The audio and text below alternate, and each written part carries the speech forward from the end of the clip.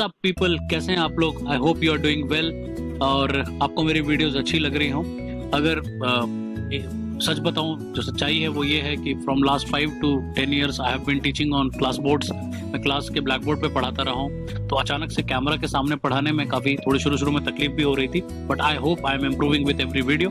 अगर आपको मेरी वीडियोस अच्छी लग रही हो या मैं कुछ इम्प्रूव किया हूँ तो काइंडली कमेंट करके बताना कि मेरी इंप्रूवमेंट हो रही है या नहीं हो रही है। But thanks for subscribing my channel. So आज का जो हमारा मुद्दा है, आज जो हम जिस टॉपिक पर बात करेंगे, that's called scientific management. Basically history of management का पार्ट है।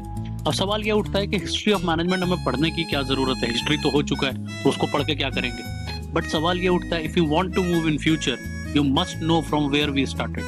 हमारी ओरिजिनेशन कहाँ से हुई है वो भी जानना बहुत जरूरी है कि हम कहाँ से शुरू हुए थे। सिमिलरली आज भी हम कुछ फादर्स के बारे में बात करेंगे। हम बहुत सारे फादर, बहुत सारे पापाओं को जानते हैं। For example father of the nation, we also know father of computers, Charles Babbage. Similarly आज हम बात करेंगे एक ऐसे ही पापा की जिन्होंने साइंटिफिक मैनेजमेंट को ओरिजिनेट कराया था, एंड उनका नाम है F.W. Taylor. He was the one who gave this complete theory of scientific management. अब अगर साइंटिफिक मैनेजमेंट को आप ब्रेक करके देखेंगे तो क्या नजर आ रहा है? एक तरफ साइंस है, एक तरफ मैनेजमेंट है। अब तक हम क्या बात करते रहे कि साइंस अलग है, मैनेजमेंट अलग है, लेकिन अब हमें यहाँ पर क्या देखने को मिलेगा, दैट किस तरह से F.W. टेलर ने utilised science for solving management problems. उसने मैनेजमेंट प्रॉब्लम्स को साइंस के थ्रू सॉल्व की। तो कौन सी प्रॉब्लम उसने आइडेंटिफाई की थी, क्या उसका पूरा कंसेप्ट था, यही आज हमारा मुद्दा है। उसने क्या क्या आगे प्रिंसिपल्स बनाए। So welcome to this lecture. Today we'll be talking about scientific management based on the theory of F.W.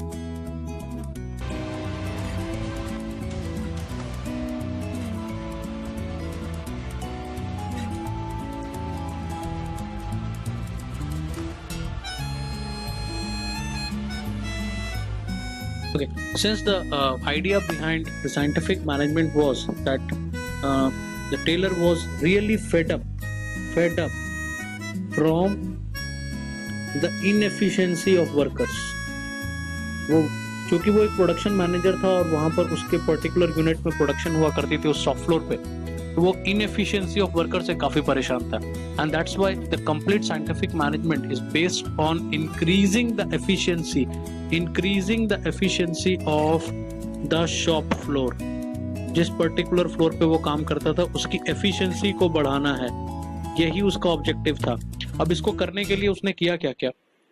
सो सबसे फर्स्ट चीज उसने किया, उसने कहा कि प्लानिंग को डूइंग से सेपरेट करो। पहले क्या हो रहा था, जो वर्कर किसी फैक्ट्री में काम करता था वही सुबह में आकर प्लानिंग भी करता था और फिर काम भी सारा वही करता था। उसमें क्या होता था, टाइम बहुत वेस्ट होता था।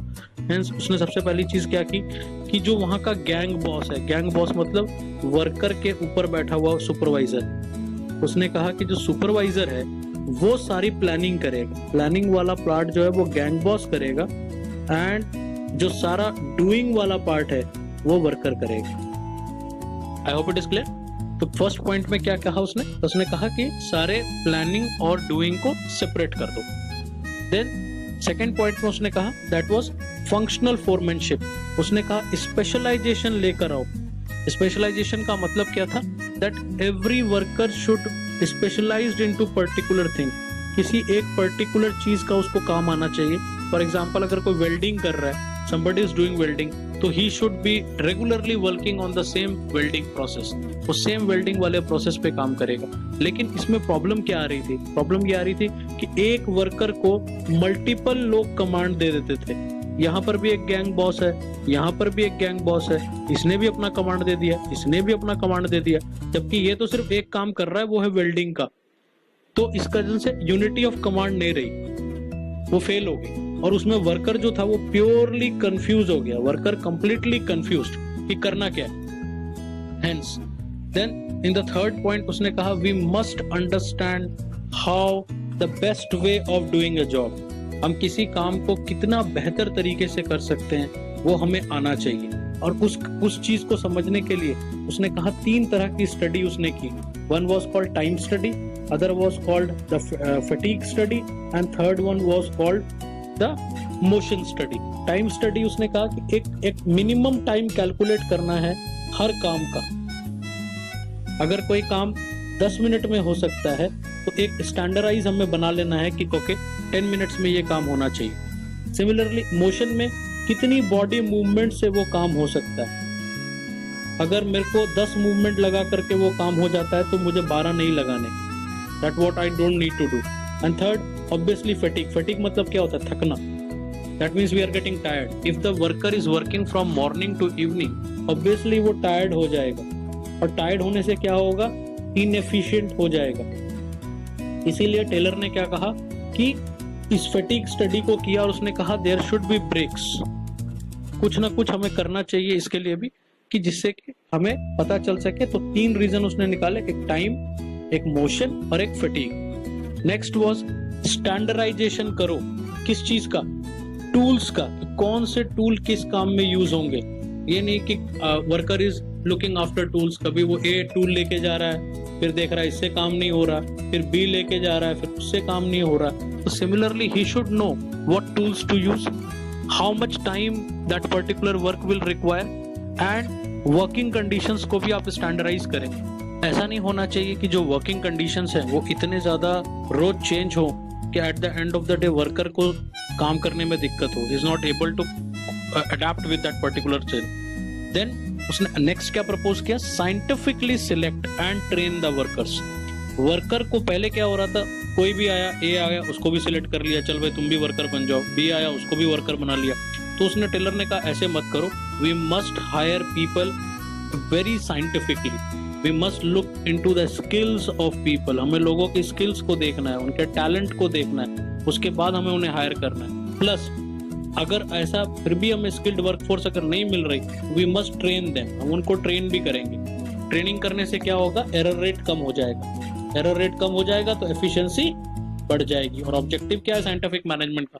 Objective is to increase the efficiency. The last point was financial incentives. उसने कहा कि, और उसने एक सिस्टम भी इंट्रोड्यूस किया, that was called differential piece rate system. पहले क्या हो रहा था कि आप सुबह मॉर्निंग में आ गए, 9 से लेके 5 o'clock तक अगर काम कर रहे हो, जितने भी यूनिट्स बनाओगे उसके हिसाब से एक फिक्स सैलरी मिलेगी। अब अगर फिक्स सैलरी मिल रही है तो मेरा मोटिवेशन लेवल क्या होगा? कुछ भी नहीं। Why I will be motivated? Because I know चाहे मैं 10 यूनिट बनाऊं तो भी मुझे उतनी मिलनी है, चाहे मैं 20 बनाऊं तो भी मुझे उतनी मिलनी है। तो ही लोगों ने 10 बनाकर चुप कर जाना। हेंस उसने कहा this should not be working like this way. What we do, the more you will produce the more incentives you will get. For example, अगर आप 10 प्रोड्यूस कर रहे थे तो 10 के हिसाब से मिलेगा, अगर आपने 20 कर दिया तो 20 के हिसाब से मिलेगा। ड्यू टू विच क्या हो गया? मोटिवेशन बढ़ गया। और मोटिवेशन बढ़ने से क्या हुआ? एफिशिएंसी बढ़ गई, क्योंकि हर एम्प्लॉय अब ज्यादा प्रोड्यूस करना चाहता था। The more he will produce, the more salary he will get. Let's now discuss the various principles proposed by W.F. Taylor in scientific management. There were mainly 4 principles given by total. There are 4 principles. So what were those principles? The first principle was develop a science to replace the old thumb of rule. पहले old thumb of rule चलता था। old thumb of rule क्या है? एक बार पुराना कोई system बना दिया गया है, उसी सिस्टम को फॉलो कर रहे हैं। लकीर के फकीर होना, in a simple sense, that we are not changing. But what Taylor suggested that we must use science and we must इसको पूरा खत्म कर दिया जाए, old rule चेंज किया जाए, and we should have new methodology of doing things. New methodology, नए तरीकों का इस्तेमाल किया जाए काम को करने के लिए। Next he said already we discuss scientifically select, train and develop the worker. Worker को हमें लॉयल बनाना है। Worker should believe in the management. पहले ये होता नहीं था। इंडस्ट्रियल रिवॉल्यूशन के टाइम से ही हमने देखा है कि वर्कर का काफी एक्सप्लॉयटेशन होता था। That's why worker never trusted management. लेकिन टेलर ने ये कहा कि हमें उन्हें साइंटिफिकली सिलेक्ट करना है। We must choose right people, then उनको ट्रेन भी करें on based on new technology in production, और उनको डेवलप करें। किसी पर्टिकुलर काम में उनकी स्पेशलाइजेशन होनी चाहिए। They should learn and they should keep doing that particular task every day. Third, cooperate with the worker. Worker को साथ थोड़ा कोऑपरेट करें।